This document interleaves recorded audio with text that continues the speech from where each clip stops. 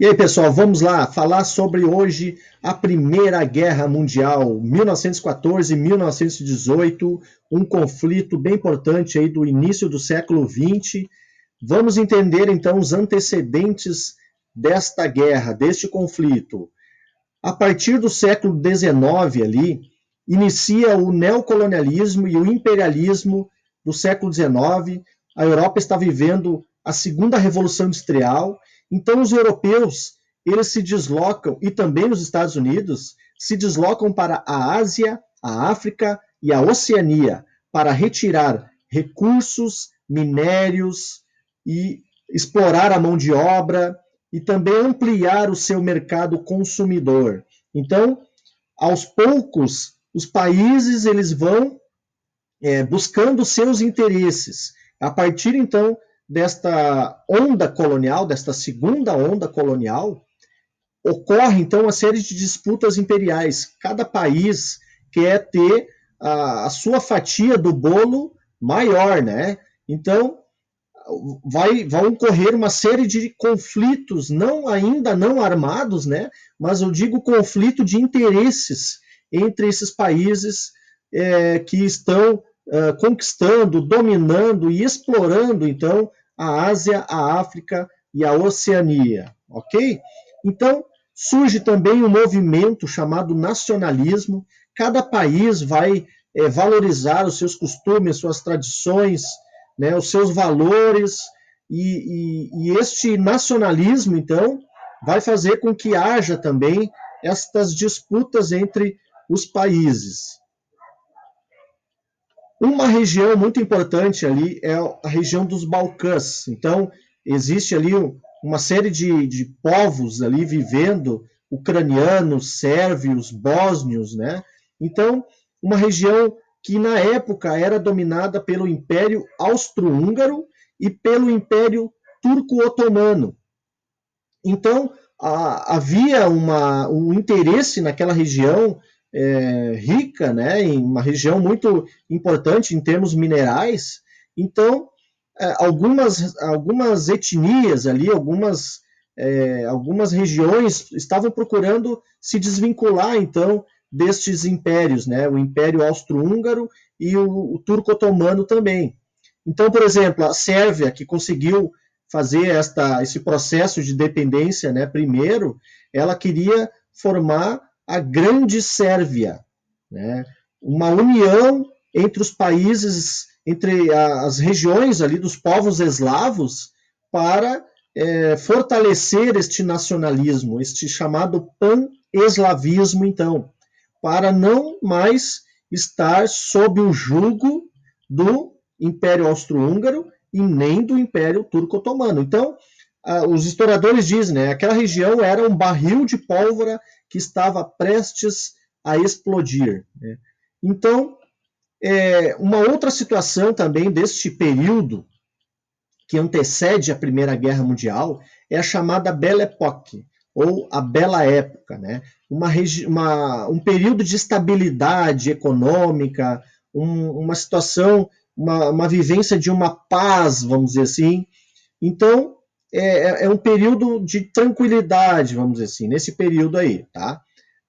Apesar de ter também aquele conceito que os historiadores utilizam, né, a chamada paz armada, né? Ao mesmo tempo, os países estão em paz, mas eles estão preocupados em logo pode ocorrer algum conflito, então eles precisam se armar, investir em armamentos e munições, né? Mas, como eu falei, havia esta situação aí de estabilidade, vamos dizer, nesse período, ok?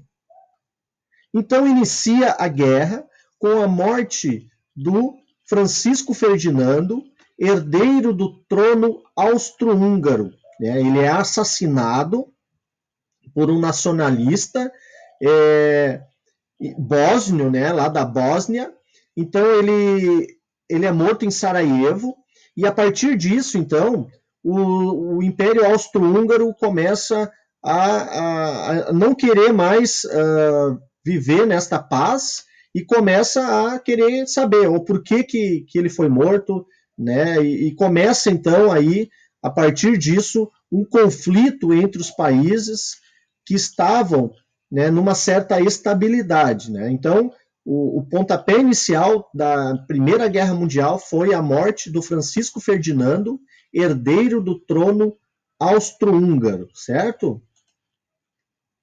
Então, a partir disso, vão surgir uma série de alianças. A Tríplice Aliança, formada pela Alemanha, Áustria-Hungria e Itália, e também a Tríplice Entente, formada pela França, pela Inglaterra e pela Rússia também. Depois, né, os Estados Unidos vão entrar nesta Tríplice Aliança aí também, certo? Então, a guerra ela tem 3 fases. A fase de movimento, que é a fase onde existe ali a entrada ali da Alemanha se movimentando, conquistando espaços, a Áustria-Hungria também. Então, é a chamada fase de movimento. Depois vem a fase das trincheiras, né, a chamada Guerra de Trincheiras.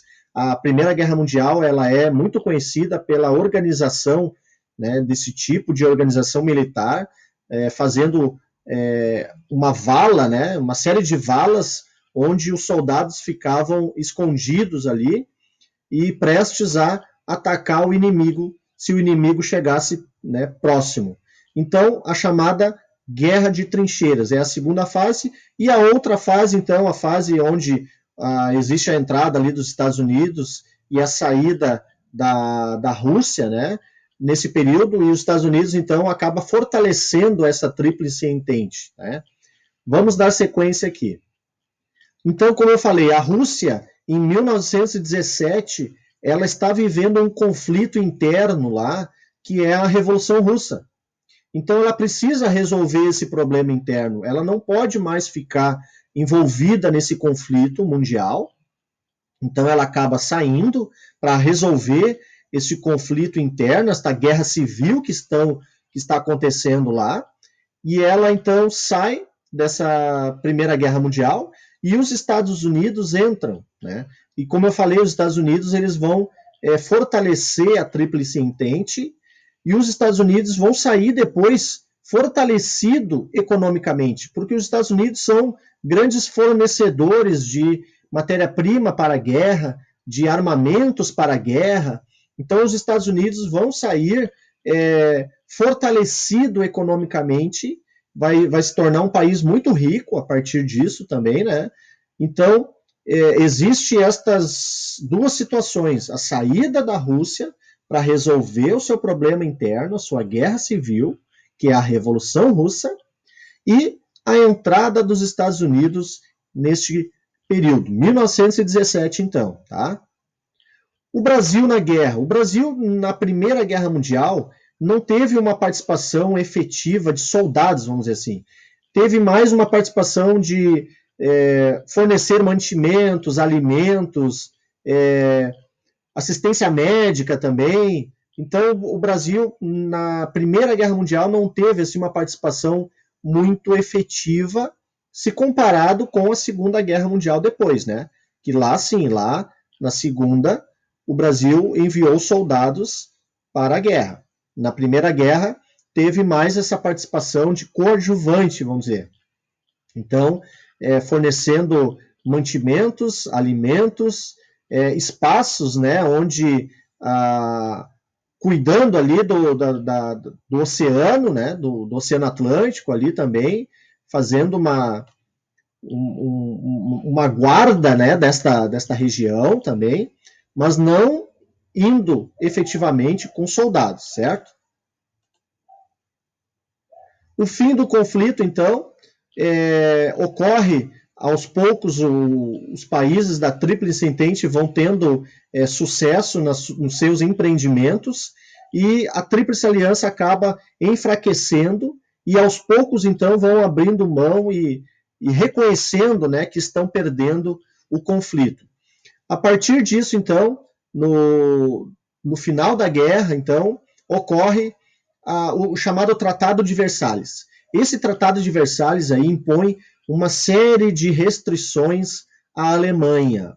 A Alemanha, então, por exemplo, ela não vai poder investir em armamentos, ela não vai poder, ela tem que reconhecer que ela foi culpada da guerra, tem que indenizar os países vencedores, tem que devolver colônias conquistadas.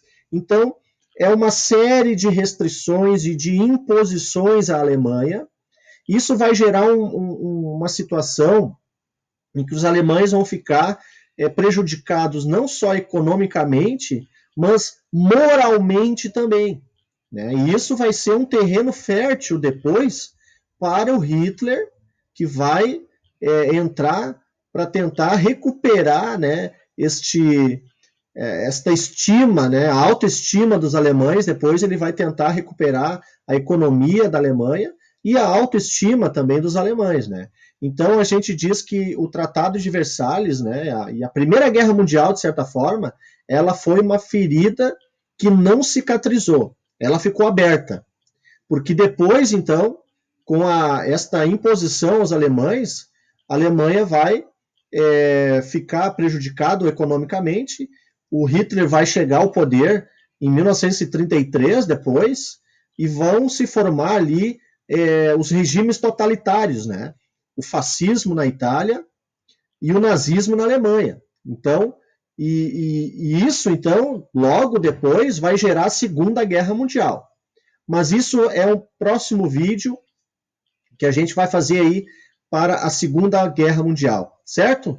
Então, um grande abraço para vocês aí e até o próximo vídeo.